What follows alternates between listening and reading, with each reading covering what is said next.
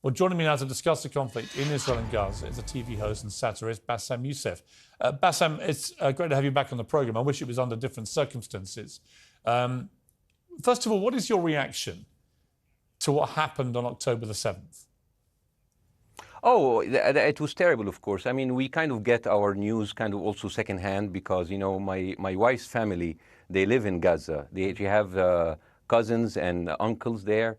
And their house also was bombed. We haven't been able to communicate with them for the past 3 days. Communication are lost. So we don't know actually what is the how are they doing. But you know, we're used to that. I mean, it's just like it's very repetitive. We're used to that. We're used to them being bombed every time and moving from one place to the other. You know, it's just like those Palestinians. They're very dramatic. Israel killing us. But they never die. I mean, they always come back. You know, they're very difficult to kill, very difficult people to kill. I know because I'm married to one. I tried many times, couldn't kill her. I mean, there's a dark humour there, and I understand why. Because oh, it's not dark humour. I try to get to her every time, but she uses our kids as human shields. I can never take her out. Again, I understand the humour, but to be serious, Bassem, about this. Tonight, I will be serious. Now, I will be serious. I was watching your interview with Ben Shapiro, and I'll tell you one thing. Yeah. I think that Ben Shapiro is one of the smartest people who ever walked this earth. He's very, very smart. I follow him, and I believe everything he said. And when he came on your show, his solution was, and I quote, his solution was that the solution for this is for Israel to annex Gaza and to kill as many son of bitches as possible to make sure that this will never happen again.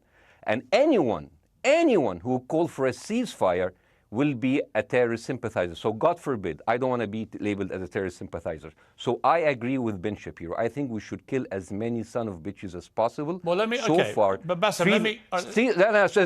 so far, 3,500 people were killed, including 5,000 son of bitches in the bombing of the Baptist hospital as we speak right now. 1/3 of those 3,500 were children. So my question to Ben Shapiro is, how many more son of bitches do we need to kill so Ben Shapiro is happy? Okay, because it changes Bassem, from 1 year. It changes from one. I'm sorry that. Listen, I'm really at a disadvantage here. I'm looking at a camera. I don't see you. I can hear you on my ears. The reason I'm interrupting is I think you might be. I think you're conflating different interviews with Ben Shapiro. He didn't use the phrase "sons of bitches" with me. Let me play to you what he actually said on my show. He did. Go back to your interview. No, he didn't. That was another interview. But let me play what he said to me here. Well, frankly, I don't believe in proportionate response to terrorism. I believe that the way that you stop terrorism is with wildly disproportionate response. That doesn't mean in terms of targeting civilians. It means in terms of killing as many terrorists as humanly possible and allowing them to dictate the terms of engagement by hiding behind civilians in areas that they are supposedly responsible for means that the only option for Israel is to surrender to Hamas's hatred of its own citizens, its willingness to use its own children as human shields. No country worth its salt could ever do that. Now, that is substantively different to what you said he said, right? He's talking there but specifically about Hamas terrorists. I agree with him. The thing is, the question is, what is a proportionate response? Because it has been different from one tier to another. So if you look to this graph, for example, this is the death of Israeli and Palestinians, and it's changing from 1 year to year. It's like fluctuating like crypto. So my question is today, what is the going rate today for human lives? I mean, 2014 was a great year for Ben Shapiro. 88 Israelis were died, and there was 2,329 Palestinians killed on the other side. That is one Israeli for 27 Palestinians. That is a very good exchange rate. What I'm saying is, what is the exchange rate for today? You guys will be happy. That's my question. Well, it's not me. It's not me, guys. I'm not on either side. No, not you. Like when I say you guys, I say like people on the other side of that. I know that you don't think like that, Piers. You're one of the good guys. But let me tell you something. I mean, the reason that I'm using this is that, I mean, I can't remember what happened in 2014, and there was no music festival, but there must be something. I mean, they must do something. It is their fault. It has to be something. I mean, 2018, 300 Palestinians died. Who's counting, you know? So the thing is, what my question is, let's find what is the exchange rate for human life today so we expect the future death of Palestinians and we'll be happy to it. My response to that would be this, Bassem. I've thought carefully about this because I think it's very tricky for people like me to immerse ourselves into a conflict where we're not directly involved. And I thought carefully about what I feel about this. I feel that the scale of what Hamas did on October the 7th supersedes anything else I've seen in this conflict, really ever. The savagery, the butchery, the slaughter of 1,300 people, the shooting of babies, the 100%. kidnapping of grandmothers and so on. So if we can agree on that, which I think is inarguable, then the question then becomes, again, about proportion. I don't disagree that there's been a lot of bad stuff on both sides going back historically for decades. But if we agree that this was on a different level altogether, quite deliberately by Hamas, designed to provoke. No, here's my question. Let me ask you a question. And the question, because you raised it earlier about proportion. I honestly don't know what the proportionate response is. I honestly don't. I don't. I've been watching the airstrikes this week thinking... So what's your question? Well, I would ask you, if you were Israel, what would you... If I was Israel? If you were Israel and that had happened to you, what would you think would be the appropriate way for the country to respond? I would do exactly like Israel did, kill as many people as possible, since the world is letting me do it. I mean, I can do it because I can, you know? But the thing is, you know what? I agree with you. And you know what? I'm going to be even ahead of you, because I see the question coming. Do you condemn Hamas for the atrocity? Yes, I condemn Hamas. I condemn Hamas. I condemn Hamas is the source of all evil. They're a reason for everything. And you know what? Let's, for a minute, imagine a world without Hamas. Right. What will this world look like? Let's give this word a name, and let's name this word the West Bank. Hamas has absolutely no control in the West Bank, and since the beginning of this year, only through August, 37 Palestinian kids were killed. No music festival, no paragliding, no Hamas. Since the occupation of the West Bank, 7,000 Palestinians were killed. No music festival, no paragliding, no Hamas. I can go on and on and on and on. No, but you don't need to, because in a way you're preaching to the choir. I've followed this crisis. Oh no, you're not preaching. So the thing is, like, well, in the sense that I know that what you're saying has validity. Of course, Piers. By the way, Piers. I am at a disadvantage here. I can hear you. I cannot see you. I am in a claustrophobic room, and so please cut me some slack and don't interrupt me and interrupt my points. Sure. So, because this has to be fair. Understand. Because if you want to only hear your opinion, I can just condemn Hamas and go home. I can do that. So, do you want to do that, or do you have a much more nuanced conversation? No, I absolutely want to have a nuanced conversation. I wasn't aware I was interrupting you. I thought I was letting you speak. Amazing. So let's. I mean, I would say I really applaud Israel for doing one thing that no military force in the world does. Because I heard Ben Shapiro and I heard Ron DeSantis, and they said Israel is the only military force in the world that warns civilians before bombing them. I mean, how fucking cute. That is so nice of them. Because with this logic, if Russian troops started warning Ukrainians before bombing their houses, we're cool with Putin, right? I mean, okay, Habibi, you have warned them, go invade. It's fine. You have done your job.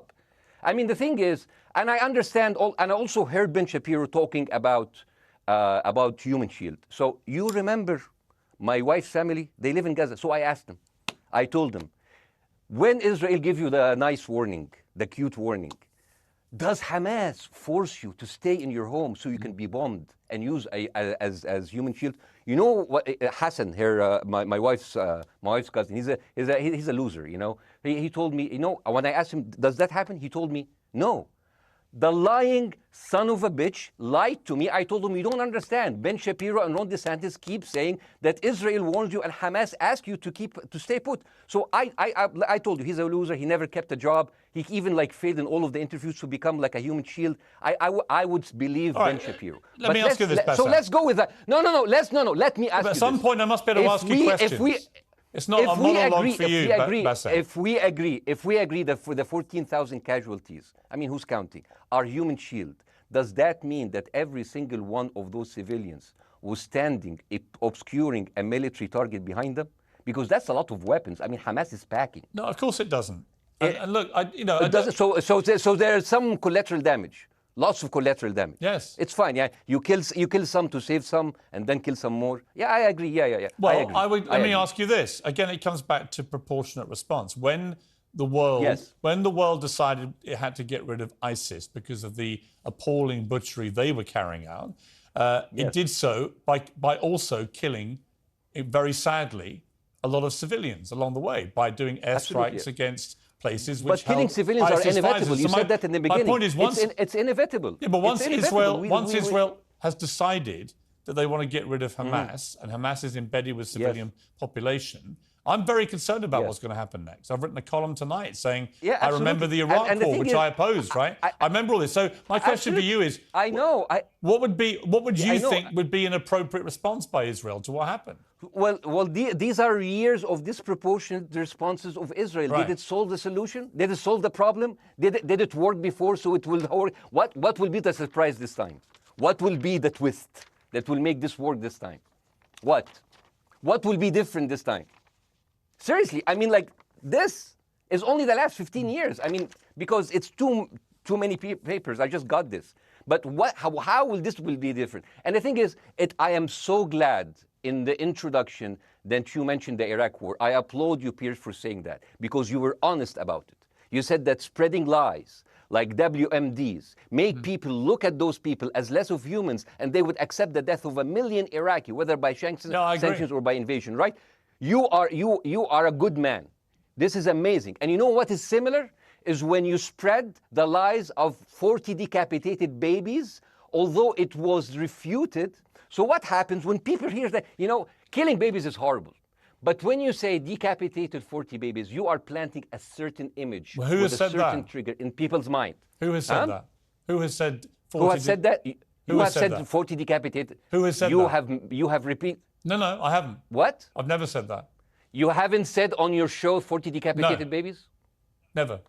Ben Shapiro didn't say it? No. Ron DeSantis didn't say it? Nobody has said it. Okay, nobody said it? No. Oh, okay, maybe I am wrong. Decapitated. Here's you're wrong. I've never said that. What happened, no, you're wrong. But the thing is, when Iraq, the thing is, the same thing is happening in Iraq. Ben Shapiro once tweeted, not even about Gaza, about the West Bank, when Israel continued to build the illegal settlement. He said, 2017, Israel likes to build things, and Arabs, not Palestine, not Hamas, Arabs like to bomb crap and live in open sewage. Yeah, I thought that was very the Israeli defense minister, he said, those are human animals. And the thing is, Ben Shapiro should know better, because, long before the Holocaust, before Jewish people were thrown in the gas chambers, the Nazi propaganda called them rats. Now, as a human being, I will never accept that another human being being thrown into a gas chamber, but a rat, kill 10, kill 1,000, 3,500. They are son of a bitch. They are human animals who live in open sewage and decapitate babies. And because of that propaganda, Mr. Morgan, that guy in Illinois, the 71-years-old guy, he killed, stabbing the 6-year-old Palestinian kid in Illinois 26 times. And he used to play with him. They used to be friends. But he went in, marching into their apartment, stabbing his mother and killing him, shouting, all Muslims could die. Yeah. It took you 80 years to change one word from Jewish to Muslim. And then you transferred your guilt to us and took away our land. Bassem, let me ask you a question. That deal sucks, man. Let me ask you a question. How do we get from where we are now to peace? Well, first of all, you need to change the perception. Nikki Haley, the American presidential candidate, said, we are in Israel in this because it's a fight between good and evil. Now, if you already decided someone is good, he can do no evil. And if you decided someone is evil, it's good to kill them. Killing them is good. You see, and the thing is, it is not like something new. I mean, I look at history and I see, I'm sorry to say this, but Westerners has always dealt like this with indigenous people. You first treated them like savages, Native American, First Nation, Aboriginal. They're savages. Kill all the savages. And then when they're almost extinct, you start feeling sorry for them, like animals. So maybe the solution is that we kill as many Palestinians as possible, so the few of them that remains do not bother you. And maybe Netanyahu, when he lives for another 100 years, he'll become a tree hugger. Let me just challenge you on this. And he will campaign for preserving the free Palestinian You keep talking about Westerners like me. Okay, so let me return the favor, okay? Hamas is dedicated to the complete eradication of Jewish people. I am not the spokesman for Hamas. I'm not saying you are. Why do you keep... I'm not saying you are. I'm not their spokesman. You're talking to me. I fucking hate them. Fuck Hamas. Hamas. No, are you happy? You're missing my point. You're talking in a generalized way about people in the West who always talk about Arabs as savages. I don't. No. I'm talking about America. I actually led the campaign. I led the media campaign listen, in this country against the Iraq War. Okay, so I don't see. I don't see people in the Middle East as savages. You are one of the good ones. But what I would say is, I'm talking about you. You're great. No, it's not about me being amazing. great. We love you. It's about the way Hamas behaved on October the 7th was like savages. Like a pack of savages. It was the worst atrocity against Jewish people since the Holocaust. There has to be, of course, there has to be a response. They should be eradicated. My question for you is, notwithstanding the history, Bassem, what is the proportionate response?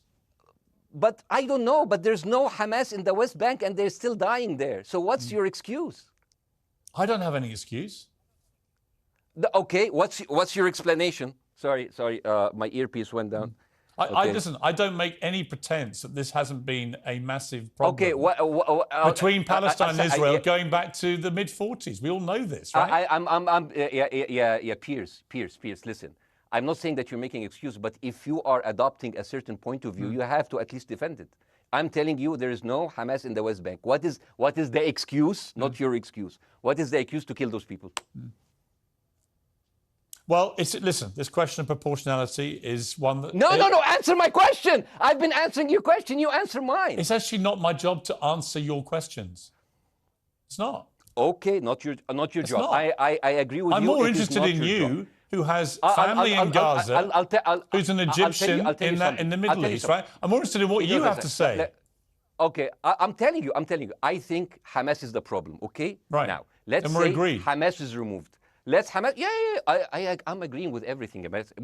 You want me to condemn Hamas? I will condemn Hamas, Hummus, Hassan, everybody. Guys, so wait. I can't hear you. The earpiece. Damn. Okay. Oops. Okay. Yeah. Okay. I do need help. I think. Okay. Just go back. Is he there? You go back. Can you hear me? Okay, go. Thank you, guys. Can you hear, Bassem? Yeah, now I can hear you. Okay. So here's the thing. Can you hear? Okay. So let's say, for example, Hamas ceased to exist. Okay?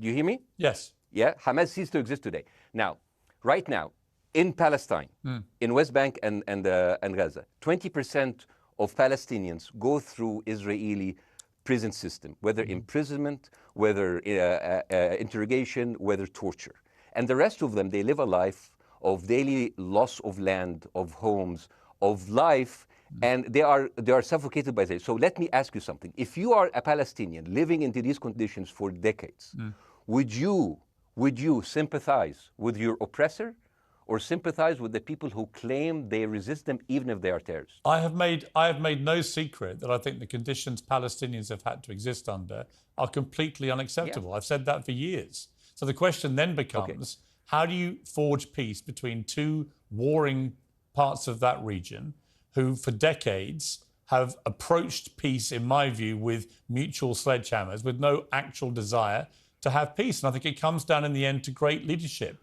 And I don't think there's great leadership. I don't think, well, hang on, let me make my point. I don't think there's great leadership on either side. Where is the Nelson Mandela figure here to come through all this hatred on both sides? Nelson Mandela? Yeah, where is that figure? Nelson Mandela actually have criticized Israel for being a horrible state. All of the South African activists have actually called Israel. My point is about how he responded to a country that was so divided. Is a template for how you get to peace, isn't it? I haven't met Nelson Mandela, so I wouldn't know. But there's a point. There's a very important point here. You know, I want to understand what is the logic of Israel carpet bombing Gaza. I mean, if there's a logic, if this will make Israel safe, I want to hear the logic. So if they continue bombing, what are they hoping to achieve? Well, I think we know what their stated aim is. Their stated aim is to eradicate and wipe out Hamas. They believe Hamas are living predominantly in northern Gaza. They also are aware they're living amongst civilians. So it's an incredibly difficult thing. As I said in my monologue, it is very, very difficult to see how they do this without massive collateral damage. So if I can understand this correctly, basically Israel is doing this to pressure the Palestinian community in Gaza to turn against Hamas. Is that right? I'm sure that's part of it, yes. That's part of it. So this is exactly what terrorist organizations do, because terrorist organizations will have no chance beating a whole nation in battle. So they terrorize and they kill the civilians in order to spread fear and terror so they can turn against their government to change their policy or to resign. You have just compared Israel with ISIS. No, I haven't. I don't see any comparison between It's going to be the headlines tomorrow. Piers Morgan, Israel is ISIS. Only amongst people who weren't listening. The comparison, which is more apposite, is ISIS and Hamas. They are both nihilistic terror groups intent on killing as many Jewish people and others as they can possibly kill. And you can't get peace with people like that. Absolutely. You know what? I'm going to do something that nobody done on your television. You know what I'm going to do on your episode? I'm going to pretend that I'm an Israeli citizen. I'm going to put myself in the place of an Israeli settler in the kibbutz. And I want to speak to my Prime Minister, Benjamin Netanyahu. Mr. Benjamin Netanyahu, I have voted for you because you have promised us peace and prosperity and security. On the 7th of October, those son of bitches Hamas, they went into the fence that is regularly heavily guarded. Usually if there's like a dove that comes close to it, it will be shot. Those people went in and they went for 6 hours before IDF forces was deployed, killing our friends, our families, kidnapping our grandmothers and babies, and went in. I want to ask you, Mr. Prime Minister, after you have fractured the Israeli community and you have fucked our courts, our Supreme Courts, what are you doing with the money being given to you, to the United States? Also, you are carpet bombing Gaza with absolutely no regard to our hostages, our people. I heard a rumor in the kibbutz that you're doing that you let that happen as an excuse to carpet bomb Gaza, so you push them into Sinai. And I didn't believe that. It's like, not my prime minister, he can never do that. And then I watched an interview for Danny Ayalon. He was your chief advisor. He was also the Israeli ambassador to the United States. And you know what he said, Mr. Prime Minister? He said that the solution for those Palestinians is to go into a vast land of Sinai and live into tent cities temporarily, temporarily, wink wink, until we build Gaza again, and then we invite you back. يعني عبط احنا بقى. يعني فاهمني؟ We've seen this movie before. So يعني, and when I saw this, I couldn't explain to my fellows in the kibbutz, how come our Israeli government is trading human lives for another piece of land?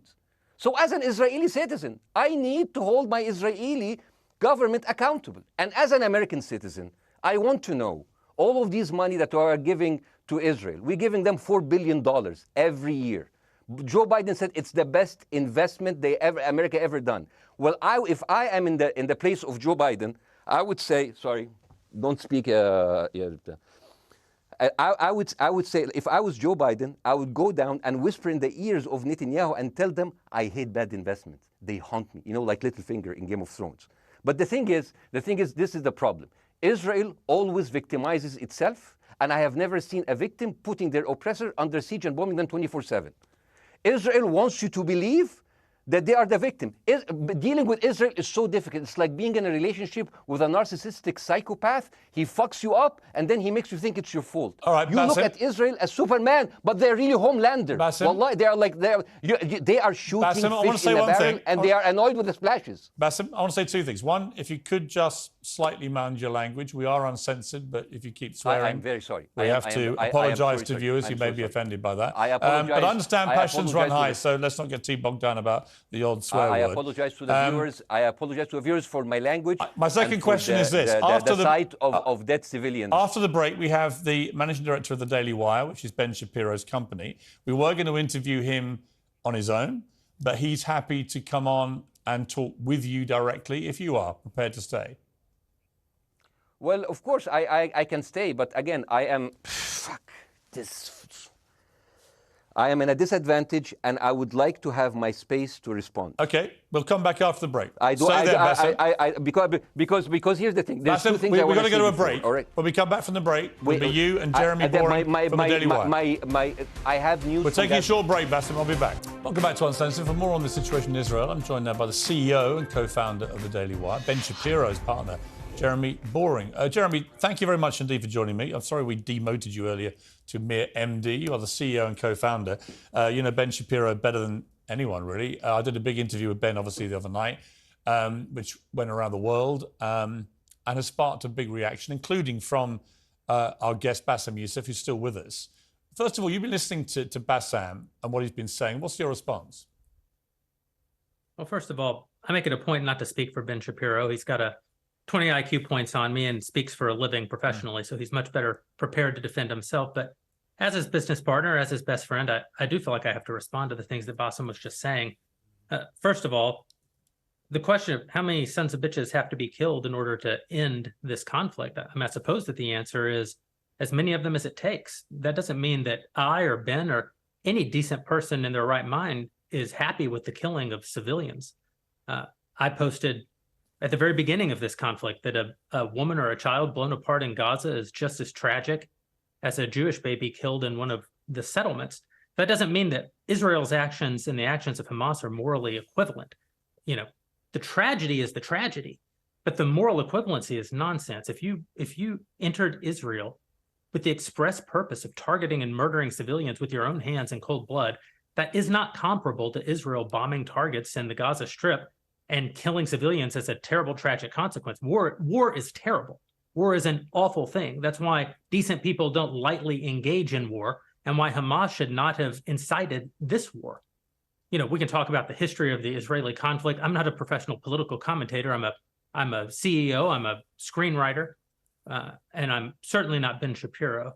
I'm not here to discuss the history of the Israeli-Palestinian conflict, but we all saw what happened on October 7th. And the idea that Israel was not going to react severely to that, or that Israel should not react severely to that, is ludicrous. And Jeremy, let me ask you that Ben Shapiro should be a moderating voice, that Ben Shapiro should be, saying, no, Israel should not respond in this situation. That's nonsense. Let me ask you, though, Jeremy, the question which I think is the big question. What is a proportionate response to that outrage on October the 7th, which is the worst attack on Jewish people since the Holocaust? What is proportionate? If it's true, as reports are suggesting tonight, that there may have been a hospital hit by an Israeli strike and up to 500 people or more have died, that would seem to me, if that is verified, and it's not verified yet, you know, we don't know exactly what has happened other than there's been a hit on this hospital. But if that is verified to have been an Israeli strike, that will strike many people as disproportionate. Certainly. Well, first of all, I don't know what a proportionate response is or why we would want it. I suppose a proportionate response would be for 3,000 Israelis to go through the fence, gun down innocent Palestinian women and children, burn their bodies, burn them alive, take hostages, rape their women. No one wants a proportionate response. No moral person could possibly call for a proportionate response. The purpose of war is to defeat your enemy. The West has, in my lifetime, forgotten the purpose of war because the true cost of war is so terrible. The last time the West engaged in war and won it was World War II, and they did it through incredible brutality. They did it by bringing their enemies to heel.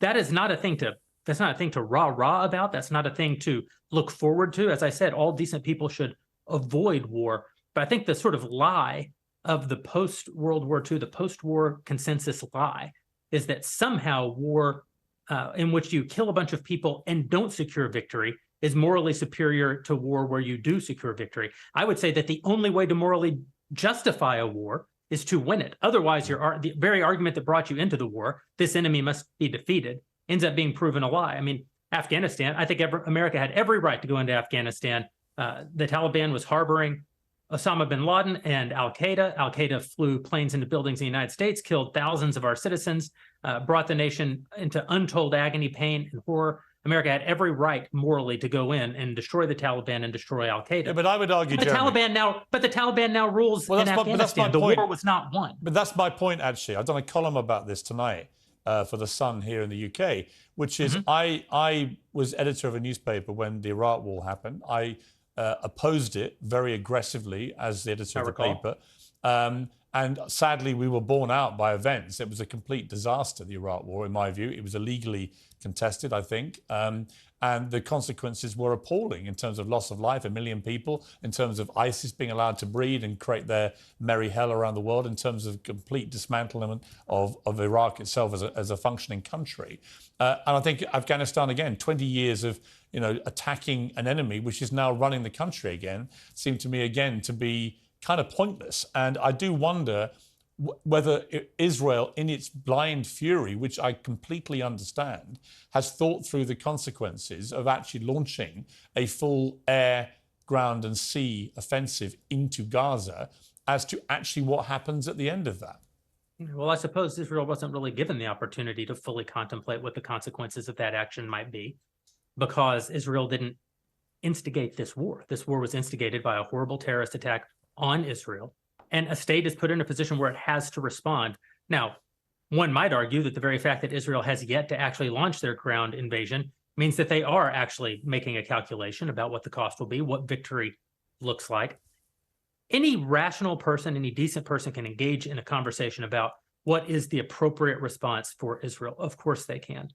But this sort of moral equivalency thing, I don't think is a sign of decency to engage in a conversation about moral equivalency. Let me bring Bassem back in. You've been listening to this, Bassem. What's your response to what Jeremy's been saying? I'm sorry, I didn't catch the gentleman's name. It's Jeremy Boring. He's the chief executive of the Daily Wire and co-founder with Ben Shapiro of the Daily Wire. Hi, Jeremy. Please say hello to Ben Shapiro, and please tell him that I do think he is the smartest person to ever walk the earth. Thank you so much. So, as a response to Jeremy, I agree with everything you said. I mean, what is disproportionate? I mean, he just used the examples from Second World War and America, showing that civilian casualty is, I mean, I heard his voice. He was very sad, and as he was telling us, it is so inevitable to kill so many civilians because it's something that we cannot avoid. I hear the sadness in his voice, and I know that it's a very difficult decision to kill all of these civilians, because that's for a higher cause. And I understand, but my question, I have two questions. The question is, how can you justify the killing in the West Bank where Hamas does not exist? And if the disproportionate response during over all of these years have actually worked, what will be new this time that did not happen before? I just want to. That was my question. Okay, that was my question. I'm gonna. Okay. So now, if I ask the question, can I say something on my side? Well, a little bit personal. Bassem, with respect, a little bit personal. Bassem, with respect, I gave you half the show to have your side. Jeremy's had a lot less time. I'm going to have to. You want me to leave? Bassem, I'm going to have to let you go because we've been on air with you for 40 minutes. Okay. Bye bye. But listen, bye. I would like to talk to you again, and thank you for joining the program. I appreciate it. Oh, by the way, my wife's family is all right, and they sent us a house. It's bombed. It's beautiful. It's going to be a good like Halloween theme. So I'm very sorry for what your family are going through in Gaza, and I mean that very sincerely. By the way, I don't know. I don't know him. By the way, I haven't actually met them. They didn't even come to my wedding. They couldn't because they are stuck in Gaza. Okay. And she never saw them because, Gaza is not a destination. Bassem, as I say, we hear their voices, and it's they die. It's fine. It's fine. Bassem, I wish your family all the very best. Thank you for joining me. I appreciate it. I don't. Thank you.